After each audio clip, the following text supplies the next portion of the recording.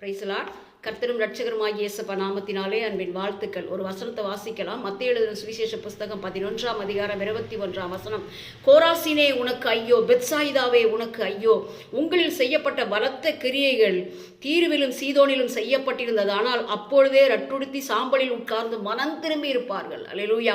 மனம் திரும்பும்படி கர்த்தர் நம்மை எச்சரிக்கிறார். தன்னுடைய பலத்த செய்கைகளில் அதிகமானவைகளை கண்ட பட்டணங்களாகிய கோராசினுக்கும் பெத்சாயிதாவுக்கும் தேவன் கொடுத்த எச்சரிப்பு. கப்பர்நகுமை பார்த்து, வான பரியந்தம் உயர்த்தப்பட்ட கப்பர்நகுமே, உன்னை பாதாள பரியந்தம் தாழ்த்துவேன் என்று சொல்கிறார். அன்பான கர்த்தருடைய பிள்ளைகளே, தேவனுடைய வார்த்தைகளில் அநேக வார்த்தைகளை வாக்குத்தத்தங்களை பெற்றுக் கொண்டிருக்கிற நாம் இன்னும் மனம் திரும்பாதபடி நம்முடைய கோபதாபங்களிலிருந்து, நம்முடைய அன்பற்ற சுபாவங்களிலிருந்து, பொல்லாத நடக்கைகளிலிருந்து நம்மை நாமே சீர்திருத்திக் கொள்ளாத பட்சத்திலே தேவன் இப்படி நம்மை கடிந்து கொள்ளுகிற காலம் வரும். தேவனுடைய பிள்ளைகள் தேவனுடைய வார்த்தையின்படி நடக்கணுங்கிறது தாங்க காரியம். ஸோ நம்ம நிறைய காரியங்களை வேத வசனத்தை தெரிந்து வைத்திருக்கிறோம், தவறாமல் ஆலயத்துக்கு போகிறோம், காணிக்கைகளை படைக்கிறோம், அப்படியெல்லாம் ஜெபிக்கிறோம், நிறைய காரியங்களை செய்கிறோம். ஆனால் வார்த்தையின்படி வாழுகிற ஒரு வாழ்க்கை தான் முடிவிலே ரட்சிப்புண்டாகும். முடிவு பரியந்தம் நிலை நிற்கணும்னு சொன்னால் தேவனுடைய வார்த்தை நமக்கு மிக முக்கியம். அவருடைய வார்த்தையின்படி நடப்பது தாங்க காரியம். வார்த்தையை வாசிக்கிறோம், கேட்கிறோம், பிரசங்கிக்கிறோம், அது மாத்திரமல்ல, அதுக்கு அப்பால தேவனுடைய வார்த்தையின்படி வாழ கற்றுக்கொள்வோம். ஒருவேளை முந்தின நாட்களில் அநேக சோதனைகள், அநேக வேதனைகளை கடந்து வந்திருக்கலாம். அது காரியமல்ல.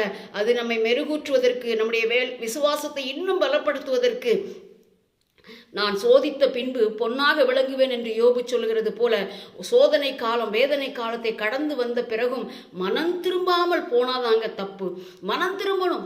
ஆண்டவர் எல்லா பிள்ளைகளுக்கும் இன்னைக்கு ஒரு மனம் திரும்பக்கூடிய கடைசி காலத்தை கொடுத்திருக்கிறார்.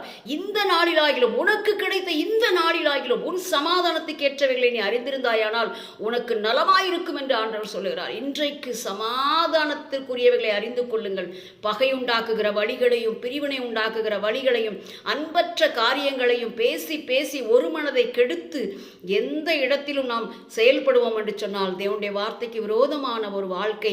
ஆண்டோடைய வார்த்தைக்குள்ள வாங்க, ஆண்டோடைய வார்த்தைக்குள்ள நம்மை கட்டி எழுப்புங்க. வேதம் சொல்லுகிறது போல உனக்கு கிடைத்த இந்த நாளை நீ பயன்படுத்துன்னு சொல்றாருங்க. இது கிருபையின் காலம், தயவாய் கிடைத்திருக்கிற இரக்கத்தின் காலம். எவ்வளவு நாள் நீடிக்கும் என்று சொல்ல முடியாது. இப்பொழுதே, இன்றைக்கே மனம் திரும்பும்படி தேவன் நம்மை அழைக்கிறார். கொராசினே உனக்கு ஐயோ, பெத்சாயிதாவே உனக்கு ஐயோ, உங்களில் செய்யப்பட்ட பலத்த கிரியைகள், எத்தனை காரியங்களை உங்களுக்கும் எனக்கும் ஆண்டவர் செய்திருக்கிறார். நன்றி மறந்து போகாதபடி, மனம் திரும்பாமல் இருதயத்தை கடினப்படுத்தாதபடி இன்றைக்கு மனம் திரும்பு. தேவ ஜனமே, இன்றைக்கு மனம் திரும்புங்க. உங்களுடைய இருதயத்தில் இருக்கிற கசப்பு, வெறுப்பு, வைராக்கியம், சண்டைகள், மார்க்க வேதங்கள், இவைகள் எல்லாம் பிடுங்கி எறிந்துவிட்டு இன்றைக்கு தேவனுடைய வார்த்தைக்கு நேராக மனம் திரும்புங்கள். ஸோ ஆண்டவர் நம்மை அழைக்கிறார். இந்த நேரத்தில் கடினப்படுத்தாதிருங்க. இனி நாட்கள் இல்லை, காலங்கள் இல்லை. கண்டிப்பாக தேவ சமூகத்தில் உங்களை தாழ்த்துங்க. ஆண்டவரே, நான் ஒன்றுமே இல்லைப்பா, நான் ஒன்றுமே இல்லாத குப்பை என்று சொல்லுங்க. உங்களை முதலாவது பரிசோதிங்க. தேவனை, என்னை உமக்கு முன்பாக நிறுத்தி நான் சீர்படுத்துகிறேன், என்னை ஸ்திரப்படுத்துங்க. உம்முடைய வழிகளில் நான் நடக்கணும், உம்முடைய வழிகளை நான் பிடித்துக் கொள்ளணும், உம்முடைய வார்த்தைகளை நான் பிடித்து கொண்டு அதன்படி நான் வாழக்கூடிய ஒரு செமையான வாழ்க்கை எனக்கு கொடுங்க. எல்லா இடத்திலும் நான் ஜெயம் பெற்று வெளியே வரணும் அப்பா. ஜெயம் பெற்று நான் மீட்கப்படணும். உம்முடைய ராஜ்யத்துக்கு தகுதியுள்ள பாத்திரமாக என்னை மாற்றுங்கப்பா. இந்த கடைசி நிமிஷத்திலே நம்மை நாமே அறிக்கை செய்வோமா? கர்த்தர் தாமே உங்களை ஆசீர்வதிப்பாராக. ஆமேன்.